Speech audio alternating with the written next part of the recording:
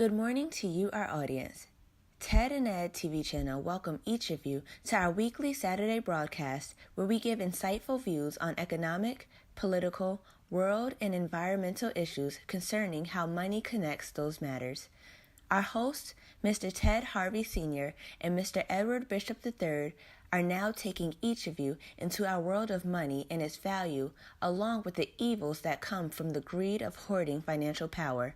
He that controls the gold controls the important decisions in this world. Wow. Hello, everybody. We're live here on Wednesday evening. We're a little bit early, but we're here. And I want to say happy Halloween to those Halloweeners out there, and all you children and stuff, be safe. I don't want to hear about anybody getting hurt or some fanatic going out there and taking one of our children.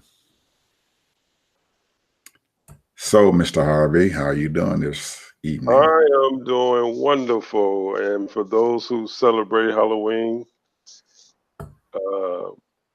have a good day.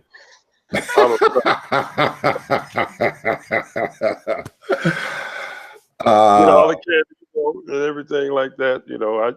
When my kids was young, they always wanted to do Halloween, but I never cared for it.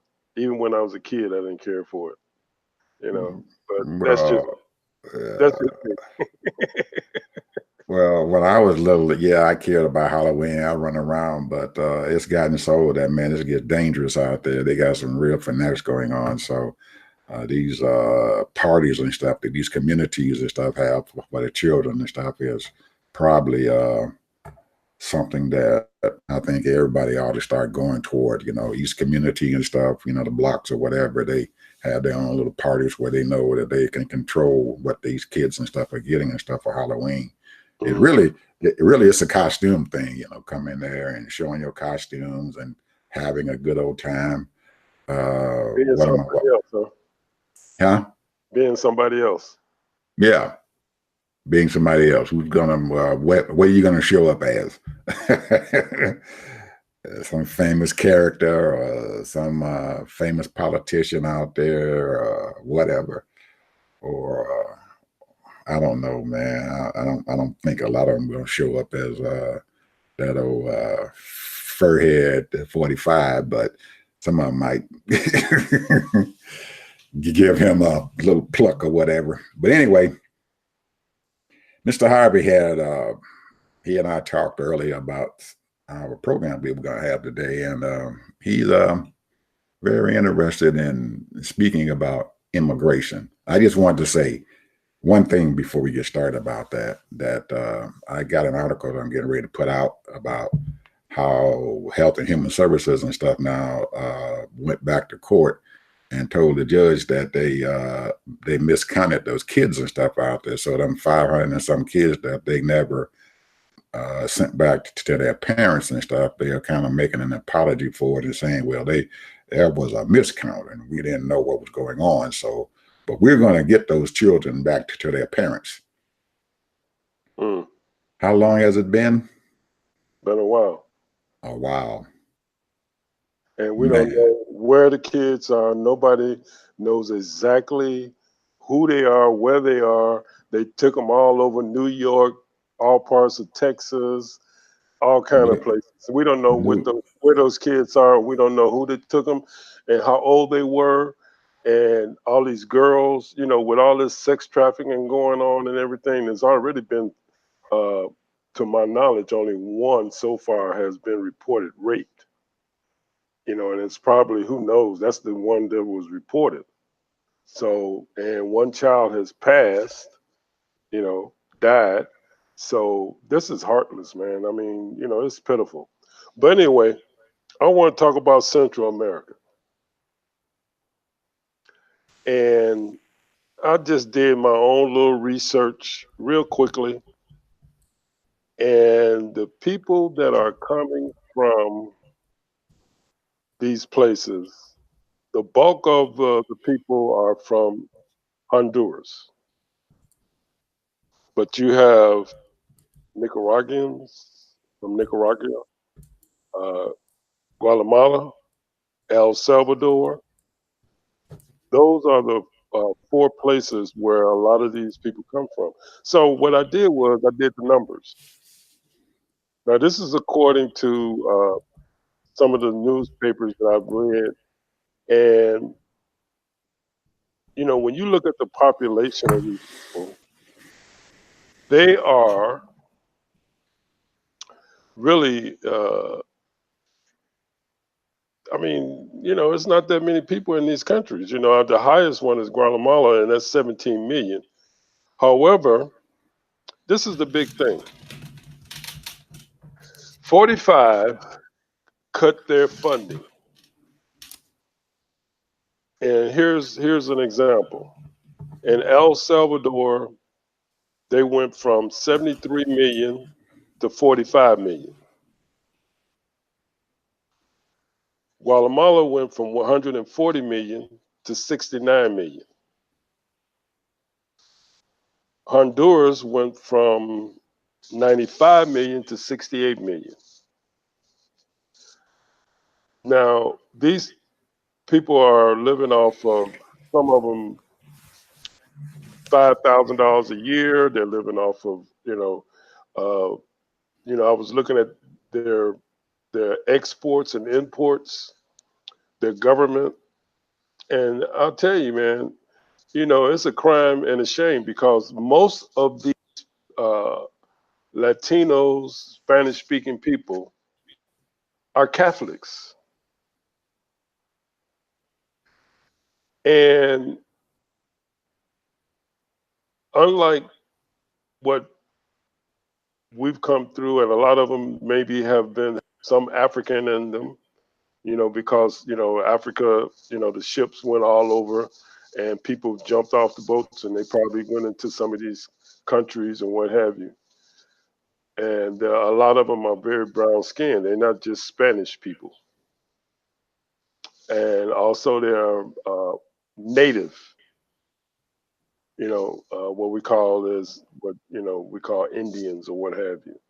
So I'm thinking about all of this stuff, man. And I'm saying, you know, this is a heartless, I think this is a heartless situation, man. I mean, there are people that are starving to death. There are people being raped, kidnapped. They've been bamboozled, uh, running away from their country from the gangbangers, and it's no fault of their own. And this is like human decay. It's almost like they don't care.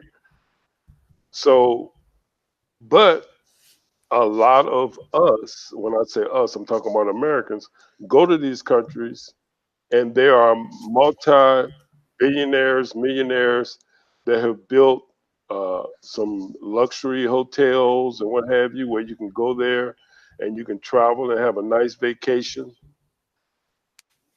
and live a good life, and because it's protected, just like in the Caribbean islands. So I don't know. I'm kind of baffled, man, because the world is very small now. So, and when you couple money, religion, and politics, to me, it's just it's crazy because the I mean, they were just saying in I think it was Honduras or Guatemala, I can't remember quite. Is one of those countries in that country, and they said just in a matter of a few months, the government killed 300 people. The government, because of protests and what have you. So, I mean, I know we're having problems here in a lot of ways. So it's turmoil all over the world, and these people are coming over here. They're trying to get asylum, and because of the violence and the corrupt governments and what have you. So the answer is Americans. It's not this government. This government, they're giving out money to these people because you have a lot of El Salvadorians, all of these different nationalities or different Latino people that live in this country, and they pay taxes, and they should be sending them foreign aid. They give billions and billions of dollars to other countries, and it should be giving these people money too as well. Now, 45 is getting ready to send. He just made a statement saying he's gonna send 8,000 instead of 5,000 military people. How much is that going to cost? Millions of dollars. So I mean, they make this fuss on these television shows about one death, two deaths, but there's hundreds and thousands of people dying.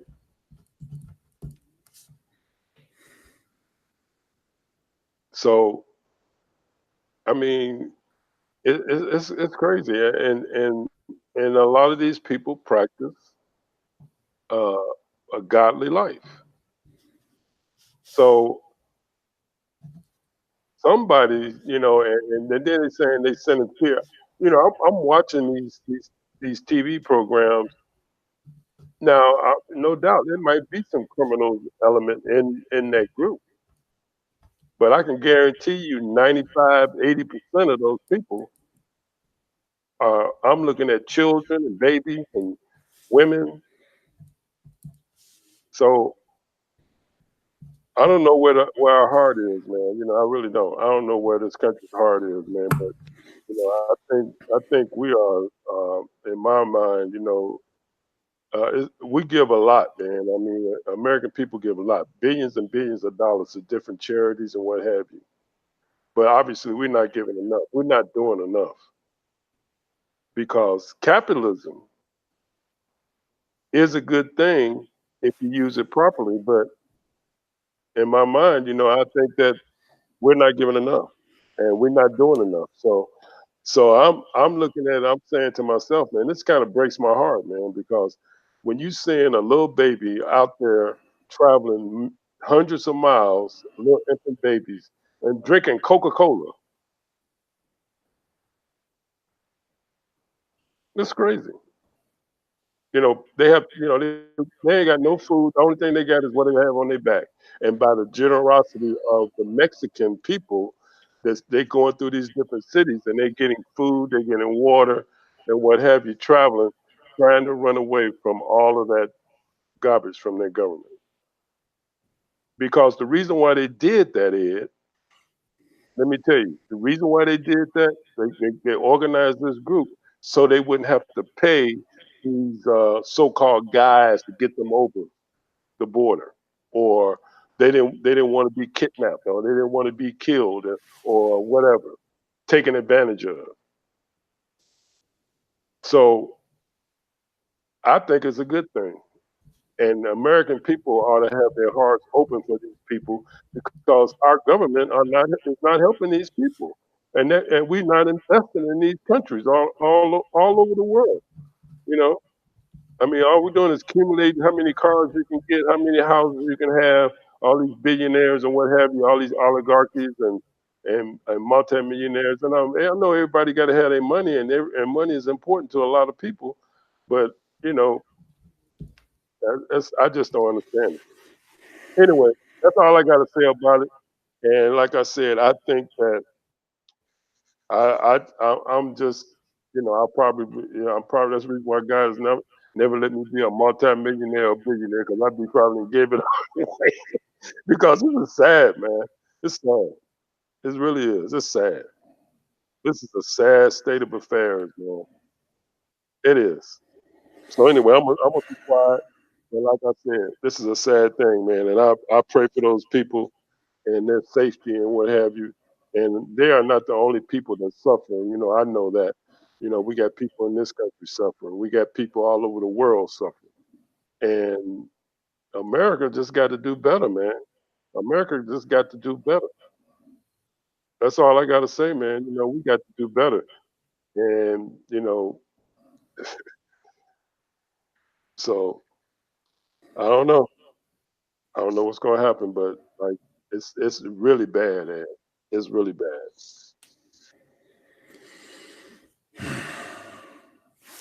Well, I've been writing notes while you've been talking about some of the things that you were saying, and one of them I put down here just about at the end is that yes, it's a terrible situation and stuff down there, but I along with these coyotes and stuff who are exploiting their own people and stuff as they come in through their countries up into Mexico and trying to get over the border into the United States or whatever. They have those folks out there who are exploiting these people, their own people. Almost like what happened to us when we came over here. You know, we came over on slave ships and everything because our own people enslaved us from the beginning and gave us to the white man and put us on a ship, our foreparents on the ships and bring us over. So the exploitation and stuff of poor people and stuff is it's a long history. But I look at our country and stuff and everything and how we see what's going on. And when we go back to the 80s and stuff, when we had the same problem and stuff here in our country, that they had these illegals who were in the country, who were across the border, came over, started doing work, started doing things that they need to do and everything. Ronald Reagan came forth as a Republican and said he was going to let them become citizens and stuff of this country. Good for Ronald Reagan. One of the things he might have done okay. But when do this thing stop? And I know in the back of most people's minds and stuff, and that's why Trump has been able to exploit immigration so well. Whenever any of his programs, any of his things go bad or whatever, Trump goes back to his main point, and he's putting the wall up. Immigration, that thing that you're talking about, and that's a spark for the people, especially going to the border states, and for people here in this country, that we're being overwhelmed by people outside the country, and they're coming in and they're destroying the fabrics and stuff of the American society. And he's using that and everything to incite people to follow him and to deal with what he's got to do. But going to the extremes of taking children and stuff away as they're crossing the border, it doesn't look well for this country when he starts doing that. But all of these countries and stuff, Ted, we're not the only country and stuff here in the world and stuff who is dealing with immigrants and stuff, or people in flight who are coming to our civilized countries and stuff. You got the European Union and stuff. They're dealing with a huge problem and stuff there with people leaving out of some of those Middle Eastern countries and stuff and everything, that they got a lot of strife in. The dictators are killing people by the thousands and stuff every day, every week. They're poisoning them, gassing them, or whatever. So, and then you've got in China and stuff and everything, nobody talks about that. They got these folks and stuff over there called the Uyghurs or whatever they call them, but they're Chinese and everything, but they aren't, they're being exploited, and you're talking tens of millions of them and everything that these Chinese and stuff are exploiting right now. You talk about these other countries and stuff there in South Korea and the Philippines and stuff. They also have their refugees that they are exploiting. So it's a problem and stuff that's going on all over the world.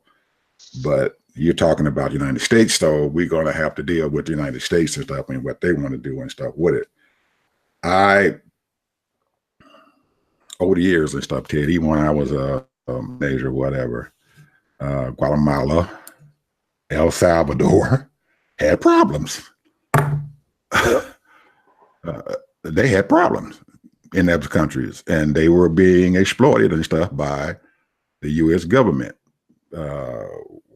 What this boy's name and stuff, the colonel that went down there, and Reagan and one of them used this country and stuff and everything for arms sales or whatever and everything. So it's not what's going on there. It's not new.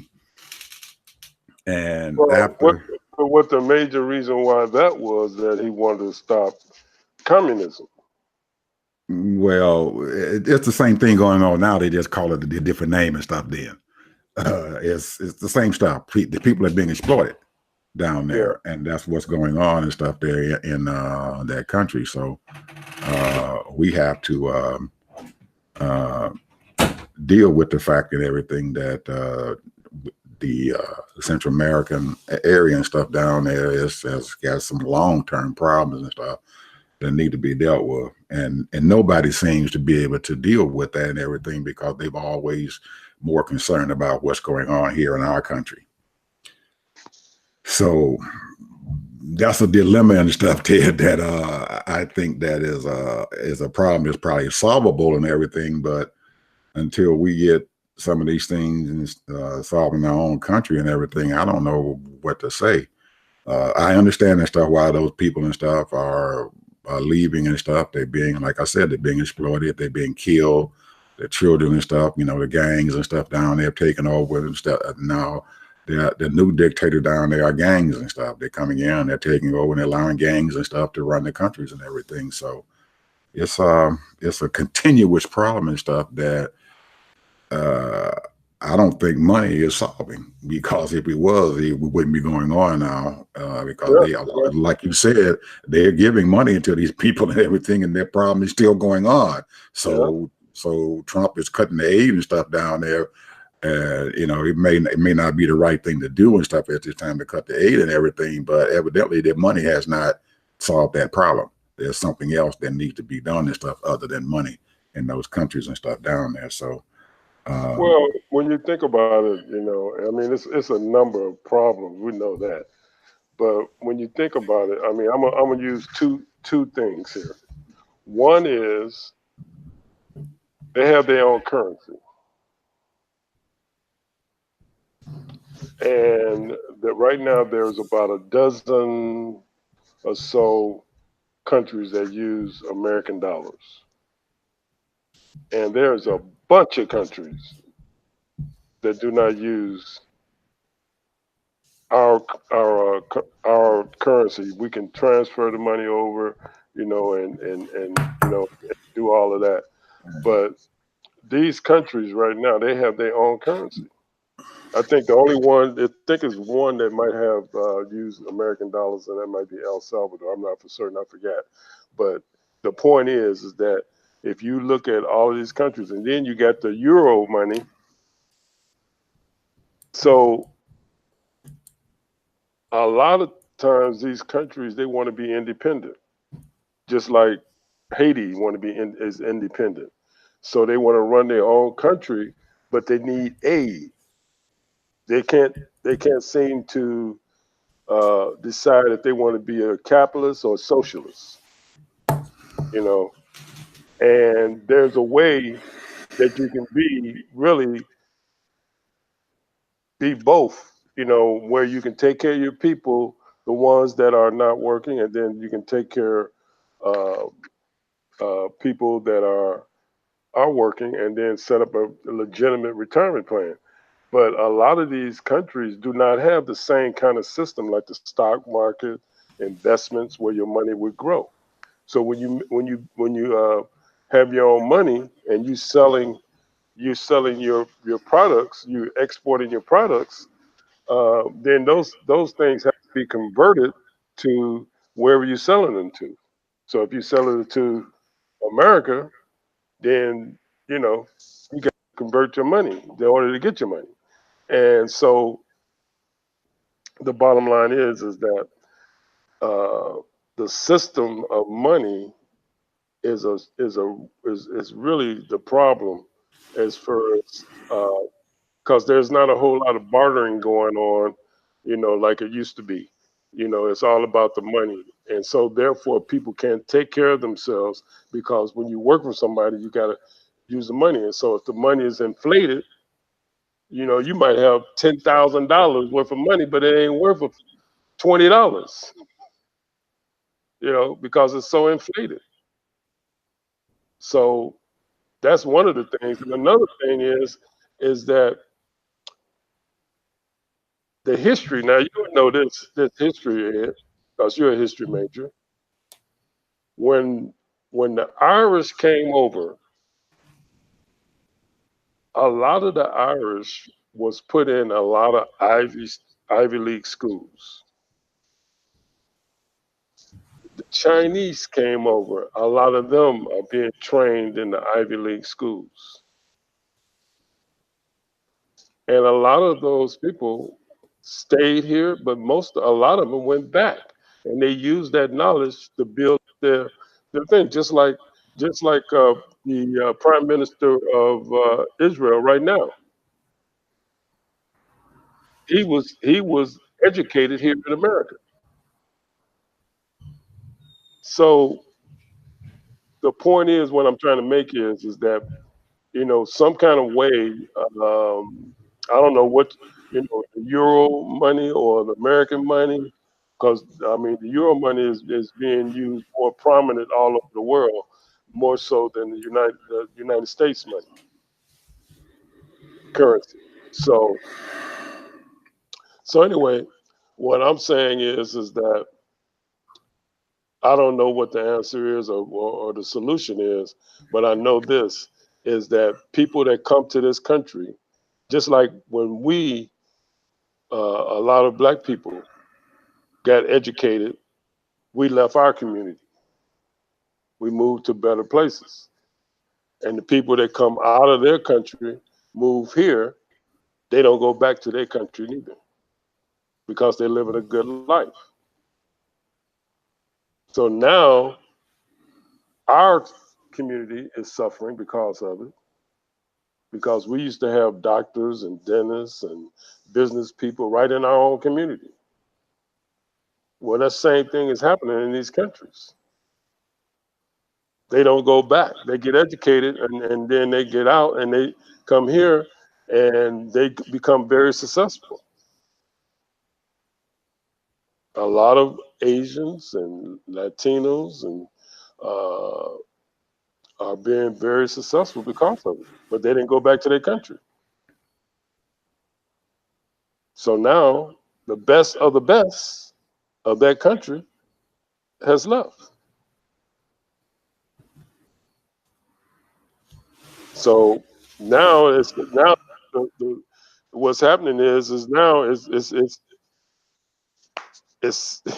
it's showing now. You know, the countries are falling apart all over the world. Well, back to what I was trying to say here, we have the same stuff going on here in our country.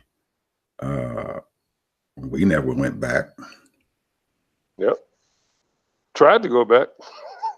But we never went back. And now that we haven't gone back and stuff, Ted, where is it at? It's in the same place that these Central American countries and stuff are right now. Right. Poor and can't nobody do anything, and it's just down and out, and people are desolate and distressed and everything, and they are without hope as to be able to get themselves to a point to where they can be self-sufficient or whatever. And I don't believe that money is the root of that problem and stuff down there in these Central American countries and stuff, because because if money was the problem, was the solution and stuff down there, what's wrong with Venezuela? Venezuela is a rich oil country, and they are having so much problems and stuff down there that it's all those people and stuff are leaving out of their country also. Yeah. And they have a rich vein and stuff of oil down there. They can be almost like a little United Arab or whatever, if they want to be, you know, with the oil that they have sitting down there in the ground that they're pumping out of the ground, that these companies and stuff, the United States and in England and stuff, are going down there taking that oil out of their country and not giving those people anything and stuff back for their oil. They've exploited them. terribly, and that country is in terrible turmoil and stuff down there. So money is not the situation and stuff down there. I think it goes deeper and stuff than that. And I don't believe that a lot of people and stuff are willing to, because of those countries being so small and everything, they're not willing to go down and concentrate the effort and stuff there to be able to solve the problem. Because once they start doing that, and they're going to be just like you, while you down there taking care of them, we still got the same problem in the United States. And we said that now, when they take the military and take all the money and stuff away and go to these other countries and fighting wars over there and stuff, we should be fighting here in the United States here and everything, because our people and stuff our infrastructure need to be built up. So, and that's why most of these presidents and stuff haven't really dealt with it, because most people don't want to go through that fight of being able to go down there and try to help these people and stuff solve what's going on. Because if they do, they're going to get denigrated and stuff by their own population. Why in the heck are you going down there and doing anything? So I guess it's easier for the United States to just take the money and just throw it at the country and stuff. And the money that they're throwing into the country, they had no idea what the heck's happening to it. But anyway, immigration and stuff is a big issue and stuff, and it's a big issue and stuff for a lot of other countries and stuff all around the world. So we're not the only one that's dealing with that. Okay, let's get to the meat of what's happening and stuff here in this country here that we are dealing with and stuff right now. Midterm election.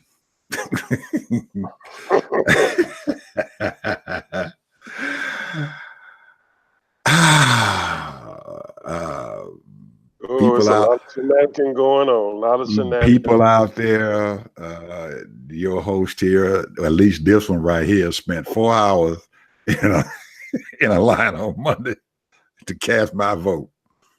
That's Georgia for you. And after about 2 hours of standing in that line and my feet hurting, I'm saying to myself quietly and stuff and everything, is this crap worth it?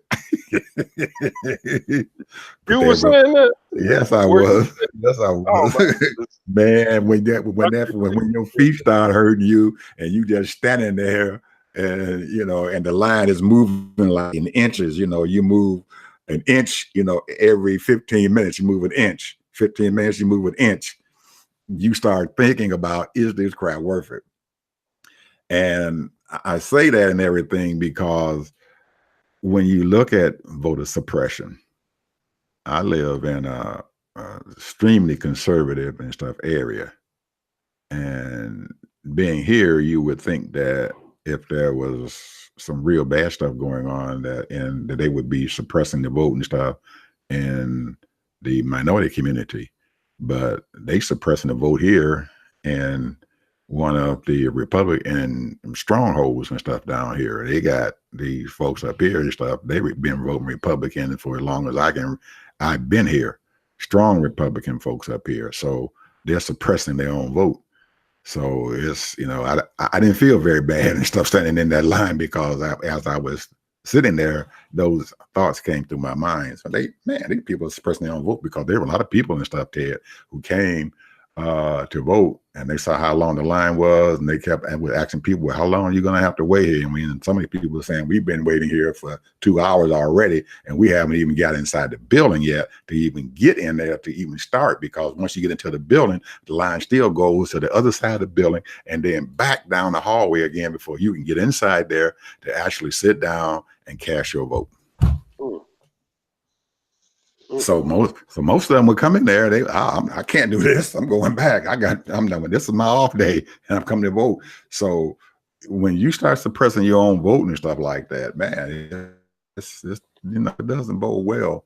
And I don't believe that Kemp and some of the Republicans and stuff really realized what they were doing and stuff when they started that. I don't know if they felt that if they suppress all these people's votes and stuff, and that most of their people are going to vote through the absentee ballots and everything or whatever, that they were going to be able to succeed and stuff that way. I don't know, but I'm wondering and stuff if their strategy and stuff for doing what they did and stuff is going to bring forth some fruit and everything and stuff for them. Right now and stuff, we had 6 days left. Yeah. For November the 6th, 6 days left. Today's Halloween. Be at the end. That's the last day of October. Tomorrow will be November 1st. So early voting stops and stuff on, I think, the 3rd, which is Saturday. That's the last day to early vote. The next other day to vote and stuff is November the 6th, which is on a Tuesday. So what's going to happen? We got a lot of people and stuff, Ted, coming through our state here. My wife and I were trying to get tickets and stuff to go to this rally and stuff with Oprah Winfrey. Okay. The big O is coming to stand with Miss Abrams.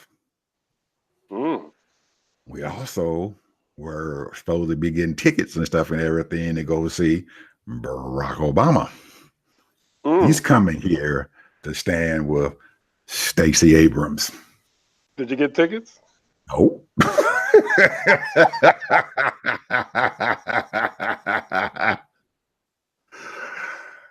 The big O, I guess all the people in the know probably got all of her tickets, because when I went to click on it to get me a RSVP request and everything, the website just went off to something else and saying, give us some money. It didn't even say so. Evidently, those other folks and stuff then got them RSV tickets for their friends so they can see the big O. But she was only supposed to be at 2 places. My wife told me that Oprah is going to Forsyth County. Forsyth County. Forsyth County. What's going on there? If anybody knows the history of Georgia, understands Forsyth County. When Oprah had her Oprah Winfrey show, they had a lynching in Forsyth County. What? Oprah went to Forsyth County and did a show there to speak about what was going on and stuff down there, because them folks in Forsyth County do not like people of color. They don't like them. They don't want them in their county. And you're not going to go into Forsyth County and find many people of color. So Oprah going back to Forsyth County. So she's going into the lion's den for Stacey Abrams. Now, I know she doesn't expect to get a lot of votes and stuff out of that county, but at least she's making an effort to walk into there and ask them, would they do it, and make a plea for Stacey Abrams and what she's about. And that's what some of our politicians and stuff in the past and stuff have not done. Sometimes you have to go into the lion's den and make your plea to the people and stuff who are there, because you might find a few votes and stuff out there that you wouldn't have gotten. Well, that's true. Yeah. So Stacey has. So Stacey. Right. Stacey has been doing that. She's been going into these places and stuff that most people don't go to get people's votes. And you have to go places and stuff. You can't depend on the same people to vote for you all the time and expect to win. You can't expect to beat Republicans at the money game, because they got too much daggone money, as we can see. And it's been going on for years now, since the Citizens United and stuff was ruled to be constitutional. They got so much money in these elections now, it's a crying shame. I don't know. And just like down in Florida and stuff, you see Andrew and them, and they got, their job only pays $100,000 a year. And it only lasts 4 years, and and by the time they get done, they don't even want to even make $1 million in salary. But these people are spending hundreds of millions of dollars to get them positions. So there's got to be some value there, Ted. Yeah, it's value. It's value there. Value. $100 million worth. When somebody is spending $100 million or whatever, because they say that this election is going to be well over $1 billion. Oh man, you're looking at $2-3 billion, brother. By the time they get done Midterm. here, midterm. Ridiculous. Yes, sir. Because heck, yeah, they already the senatorial race and stuff there in Florida and stuff. They over $100-some million there. We ain't talking about the rest of the country. Just tell me this: why do they continually allow this? The American people. I don't understand it. Why do the American people continue allow it? Because number one, you can wipe out. See the TV and the radio stations and the newspapers and the flyers. Those are the people that's making the money. Because let me tell you something. I don't read none of that crap. Don't read none of it. Don't have to. All I got to do is find out what the issues are and then go and find out who I'm going to vote for. But the bottom line is that the American people should be able, they should have a no longer than 30 days to campaign. 30 days to campaign, and they can be on TV at the same time. They get equal time, and that's it. And for free as a public service. This is ridiculous. You know, they paying these politicians, and now the politicians owe them, and they got to do favors for these people, whoever's giving them all the money. It's going to be very, very difficult, Ted, to take this money and stuff out of politics now, since it's there. Well, because you have to understand, you have to understand that there are some powerful people getting a lot of money. Where is these billions of dollars and stuff going to? Just like you pointed out, well, they're going to ads, advertising. Well, you got people and stuff who run ad agencies and stuff that these people are contracting to do their work for them for these ads and stuff that they're going to be putting out there on the airwaves. They're making money. The people and stuff who are doing the drawings and stuff for these ads are making money. The people who think up these ads and stuff are going to make money. The people in the background and stuff are going to make money because they're paying them to do this. Now, you also look at there's certain segments and stuff of this of the electorate and stuff. You know, like right now, there are people and stuff who are sitting down there now, and these politicians and stuff is opening the taverns up, and you can get anything you want free.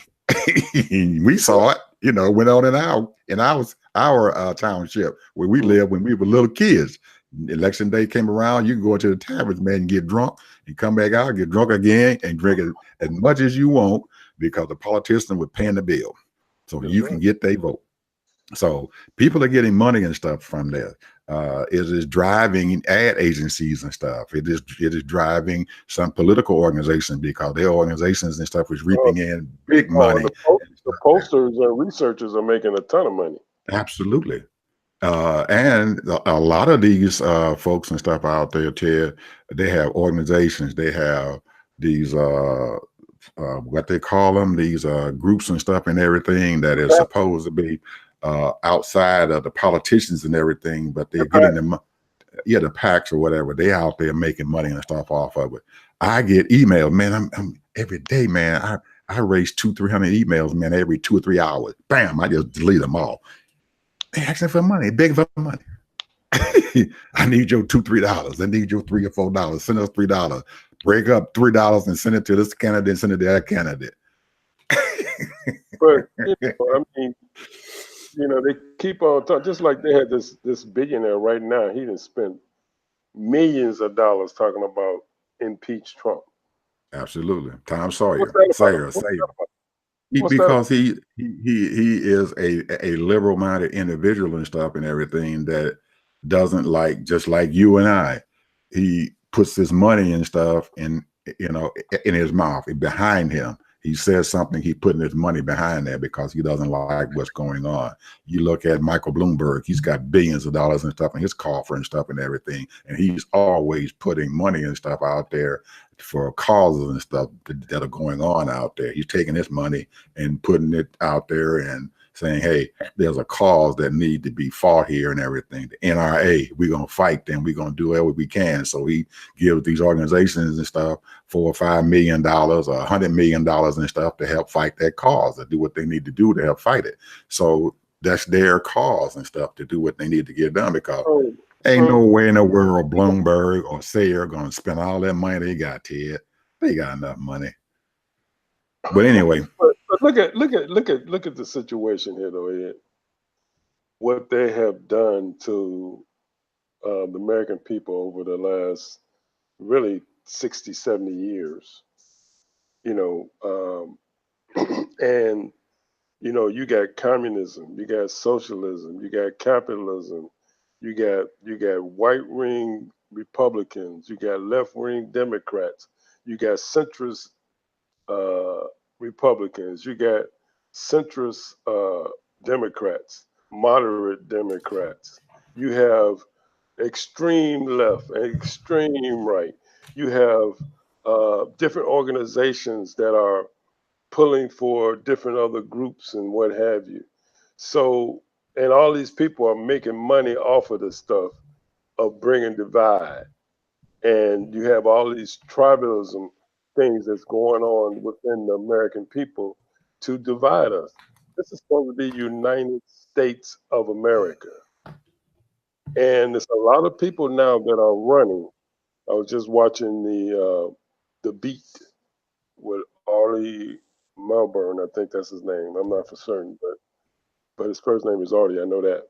He's a lawyer, and this guy had what 8 or 10 women on that's running for Congress. 267 women across the country is running for some sort of office.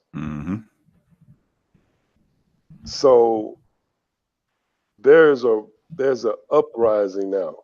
However, it's amazing when these people get into office, they change. And you know why they change? Because of money. Well, that was my my last question that I was going to bring up here. After November 6th, and I got question marks behind it, because I'm saying to myself, I'm looking past the midterm election and stuff, and what's going to happen on November the 7th all the way through until 2020 election. What's going to happen? What are we going to do? Yeah, what are we going to do? Is all this effort and stuff to elect women or to elect Democrats going to bring forth fruit? That's the question. It's going to be a big question, and it's going to be a continued question that's going to pass through the media, that's going to pass through our program and stuff, I'm pretty sure, because you got your lame duck period, and then you got January when they all are sworn in and stuff for the next Congress. And what are we looking for and stuff once that Congress is sworn in, and what are we looking at, in that lame duck period, depending on what the heck happened. It's going to be a lot be going on between now and January when that next Congress gets sworn in. And then after that Congress gets sworn in, what are we going to do as the voters and stuff out there who stood in line like I did for 4 hours and say to vote for somebody and everything, and then I can't get any, I'm looking up, hey, I voted for you, and I'm sitting out there hollering and stuff, and they can't even hear me.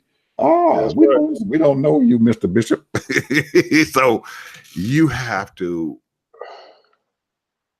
unite and get groups and stuff together and stuff to become a powerful force down there. You can't stop what you did and stuff before the election, whatever role you played and stuff in electing this individual and stuff there. You're going to have to hold that individual accountable, and you do that and stuff by organizing your people and stuff who was out there on that street, organizing your people and stuff who were making phone calls, organizing your people and stuff who were having parties and stuff and getting on block parties and stuff, to get them to become a powerful force to make your people that you put in office accountable for you, and not for the few people and stuff who got the money.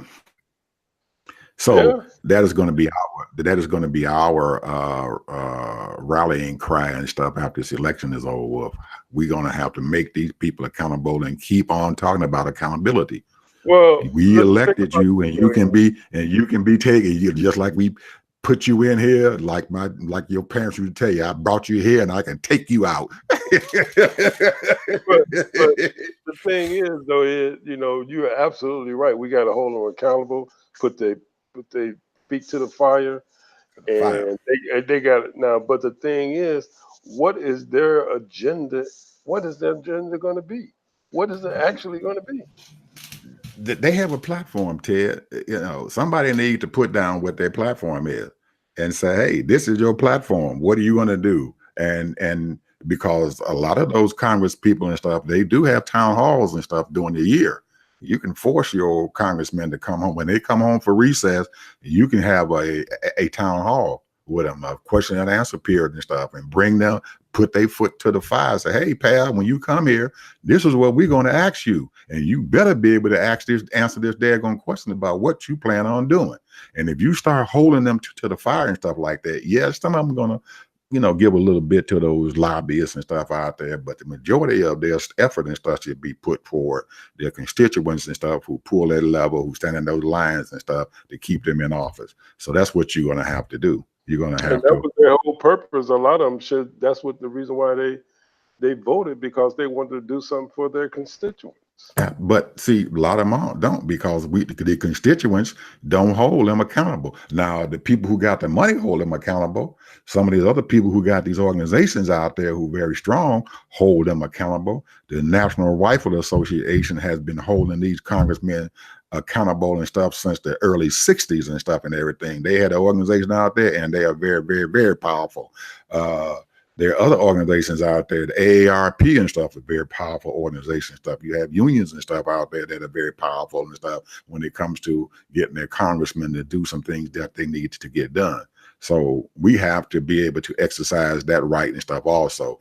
Gather up a group of us and everything and say, hey, we got you coming home in March, pal. You're going to have to stand before us and tell us what you plan on doing, or you're going to have a bird in your saddle. Let's look at that. In our community, in the Black community, you got quite a few organizations that are out there, but what is that? They're nonprofit, and what does it say? 50c3. Those are organizations. They can't be politically bound. However, the thing is that those people that are not involved in those nonprofit organizations or those certain organizations, these people work. The mama, the daddy, or just the mama, or just the daddy are working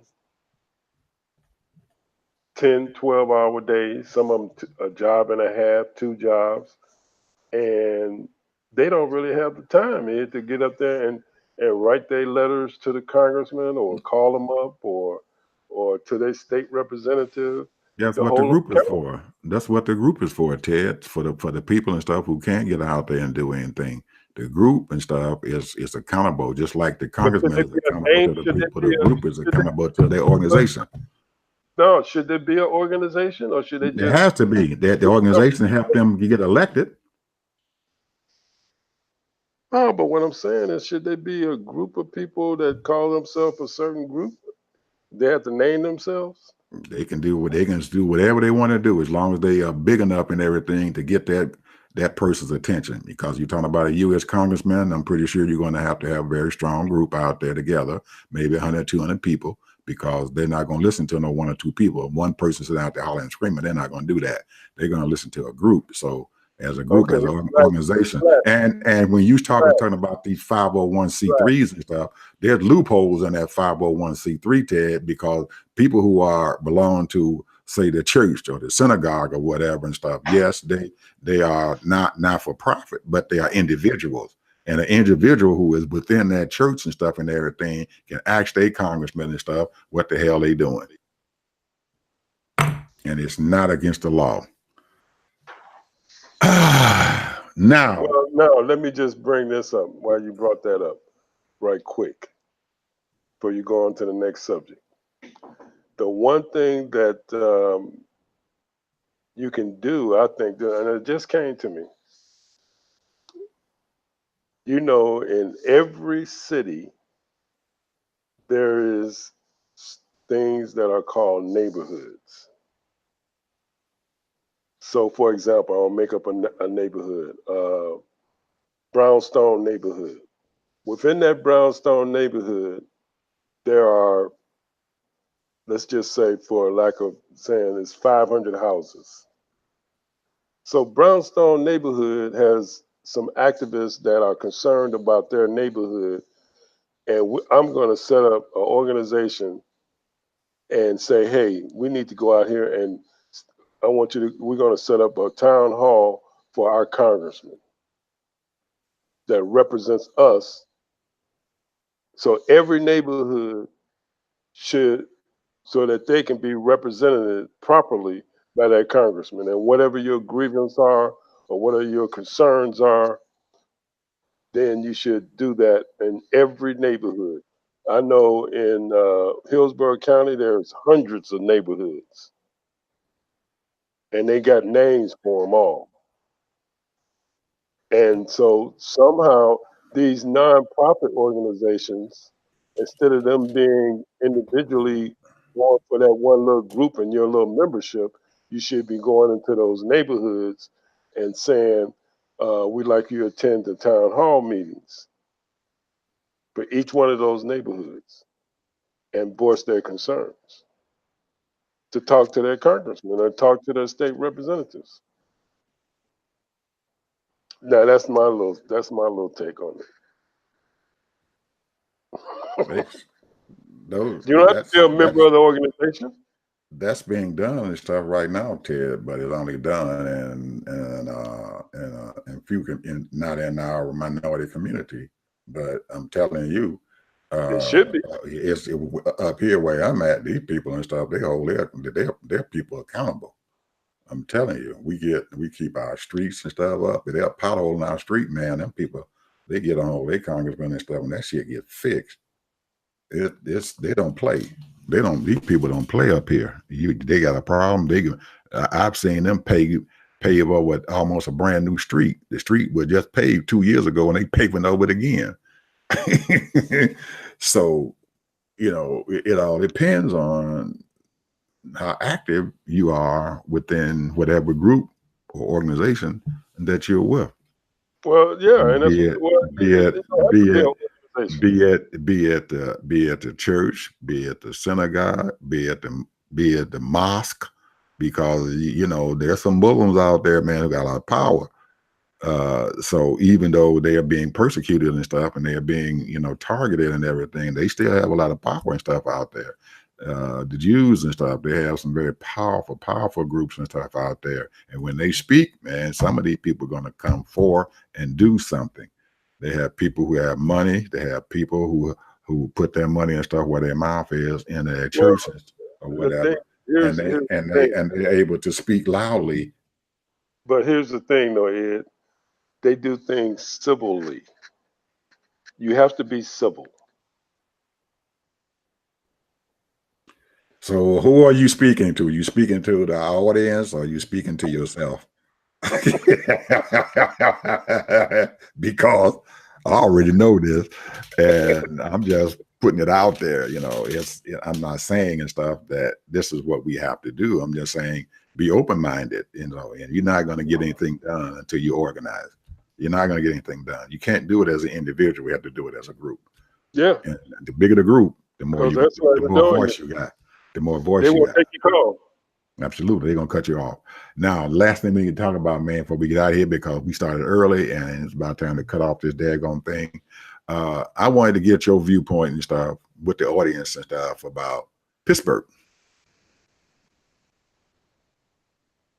That's a sad thing, man. That's all I can say. It's a sad situation.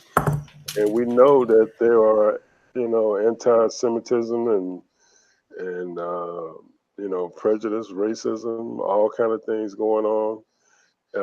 When, if you have malice in your heart and jealousy in your heart, that stuff grows, man. And you keep hearing, these people doing this and these people got this and these people taking over this. And so, I can only deal with what the Bible tells me, And the Bible, Jesus himself says, do not covet. And a lot of people have jealousy and envy and malice. I mean, it's sad, because your happiness is within yourself. Your peace is within yourself. Your joy is within yourself. So why are you hating on people? I'm happy for people that are successful, that those people strive and work hard and do the things they want to do and get what they want. You want a bunch of material stuff, you got to get out there and get it. Ain't nobody stopping you. You're only stopping yourself. Don't be like me. I don't give a shit about none of that crap. All these well, well, materialistic, well, I mean, people, seriously, man, of course you want a roof over your head. You might want a little transportation and all that. But, there are people, man, that just love material things. They want 4 or 5 houses, 3 or 4 cars, or a dozen cars, all of that. And then you got, what does that have to do with Pittsburgh? What what happened I'm in trying to Pittsburgh? tell you is that when the people have stereotyped certain people, telling them in their mind every day that they're taking over, they got this, they got that, they're taking over the media, they're taking over the businesses, they have all the lawyers and all that. They have put malice in a lot of people's heart by programming their minds of being jealous or envious. And then this guy don't even have, does he have even a high school degree? Or Who is this guy? the guy that killed all those people? I don't know and don't Well, care. that's what I'm saying. What kind of education did he have? Was he educated? Does Was it he does it did he matter? go to law school? Yes, it Does it does, matter? because if he was educated and went to law school, he wouldn't be studying about what other people are doing and how well out they are. Because that's what it's all boiled down to, is jealousy, man, and envy. Not. I don't think that's the total thing and stuff about jealousy and envy and stuff and everything. I think it's a lot, goes a little bit deeper than that. Ted, jealousy and What envy. is that? What is it? I think it goes a little bit deeper than that. What is it? Words matter. Words matter when I just people said that. when people spewing out uh, words and stuff that are meant to exploit others. So some people are going to listen, whether they're educated or not. They're going to listen. They're going to listen. They're going to be able to think and say, well, maybe because this person is such a big figure and stuff out there, maybe what they telling me and stuff is right, and we need to act upon this, because a lot of them have been doing that. They have been acting upon the words that are being coming out of someone's mouth. And we have to be aware and stuff that this is happening. And then when that person who's spewing out those words, they don't care, and it doesn't matter to them. And they've showed that when those people got killed. We can live in peace and stuff, Ted. I know we can, if we just, if we are concerned about our brethren. Be concerned about your brethren. I don't hold anything against Jewish people and their synagogue. I see on Sundays and stuff, on Saturdays sometime, or on a Monday in the middle of the week, I can go by a Korean church or a Chinese church or a Philippine church. Man, they got the parking lots full. They're worshiping. They're doing something in there. They're having a school in there to teach their kids and stuff. There's nothing wrong with that. I don't have no problem with that. I can live with them because they have their own thing. I got my own thing that I do. And I know other people don't feel that way. And I can hear other people talking and telling me these words and stuff and everything. And I'm saying, that man crazy. I'm not listening to what the heck he got to say. But some people, I don't care who they are, whether they're educated or not, they words throughout, somebody is listening to what they're saying. Well, the Bible just says, like you said, just like those athletes and stuff out there and stuff. You look at LeBron James or some of those people, what comes out of their mouth, man, people listen to. You look at that old boy, you know, Kanye West and stuff and everything, you know, even though he was spewing out some stuff, man, there were some people and stuff who follow him, Ted, that believe what he said. Yeah. So That's anyway, we at the end of our hour, Ted, man. Shoot, we definitely at the end of our hour. So we hoping that next month, today's Wednesday, Saturday. I hope everybody get out there and vote and stuff. With last day early voting, and then if you haven't voted and stuff, Tuesday, get on out there to your polling places and everything and cast your vote. No matter who you're voting for, whether you're Republican, Democrat, Independent, or whatever, that's your right to vote. Vote, please vote. Please vote. That's your right to vote. I'm not going to tell you to vote Democrat. I ain't going to tell you to vote Republican. I ain't going to tell you to vote Independent or Libertarian or whatever. Go exercise your right. No matter what. That's your right, and I don't want you to. This is America. And don't impinge upon my rights and my people's rights. That's a mouthful right there. Absolutely. You can, you know, if you don't win, so what? You know, you did your best. As long as you done did your best. That's what our parents would tell us. You go to school, to do your best. And if your best ain't good enough, so what? Then keep on going. So anyway, thank you people for listening to us, and we'll see you guys and stuff on Saturday morning. And again, happy Halloween.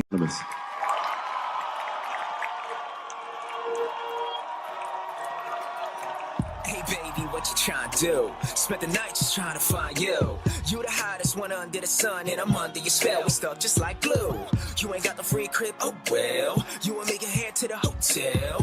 Whatever we do, just don't tell. I don't need anybody all on my coattail. I feel your energy and I ain't trying to fight it. Your vibe is way too exciting. I know I'm who you wanna ride with. Don't fake it, I know that you like it. It's more than just emotions. I get more emotions. All you gotta do is focus, not the chills to but you like it. But you like it. Ooh, yeah. I've been out here looking for you. Just something special, man. Get up on my roller coaster. Get inside my aeroplane. I can take you places, baby. Places you ain't